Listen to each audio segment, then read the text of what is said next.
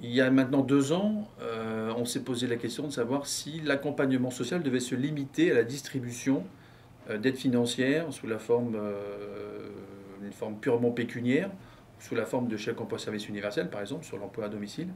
Et on a voulu mettre l'accent et donner tout son sens au terme accompagnement social, c'est-à-dire accompagner une personne sur une problématique définie, dès l'expression de besoin jusqu'à la solution apportée par le service à ce besoin. Donc donner son sens au terme accompagnement social, pour cela on a eu l'idée de développer un véritable service de soutien de proximité et d'accompagnement social que l'on allait offrir à tous nos adhérents et à leurs familles, aux enfants, aux ascendants dans certains cas, sur des problématiques extrêmement larges qui ont un rapport avec ce que l'on propose via notre offre d'accompagnement social de 40 aides sociales. L'idée est assez simple, c'est qu'un adhérent va exprimer un besoin.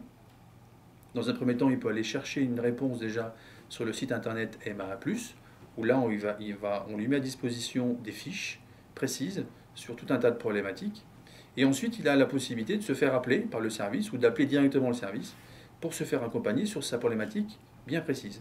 Et là, donc, le conseiller MAA+, va prendre en compte son besoin, va lui expliquer dans un premier temps ce dont il a le droit en termes de citoyen. Il existe tout un tas d'aides en France sur, je pense notamment au handicap, toutes ces situations-là, il y a tout un tas de choses qui existent. On va faire le point sur ce dont il a droit en termes de citoyen français. Ensuite, peut-être faire un focus sur ce dont il pourrait éventuellement obtenir de la part de l'action sociale des armées. En tant que militaire, il dépend du régime militaire et de l'action sociale des armées. Et ensuite, on terminera par la mutuelle de l'armée de l'air, ce qu'elle propose en termes d'aides bien concrètes.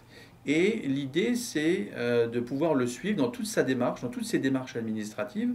On sait que ça peut être un peu fastidieux et long, de manière à ce qu'il puisse prendre en compte les éléments qu'on lui donne par téléphone via les conseillers, et ensuite le rappeler une semaine après le premier appel, voire 15 jours, et lui demander si la démarche a été lancée, où en est le dossier, s'il a besoin d'un accompagnement complémentaire, et s'assurer véritablement que sa solution, que son problème soit solutionné grâce au service AMA+.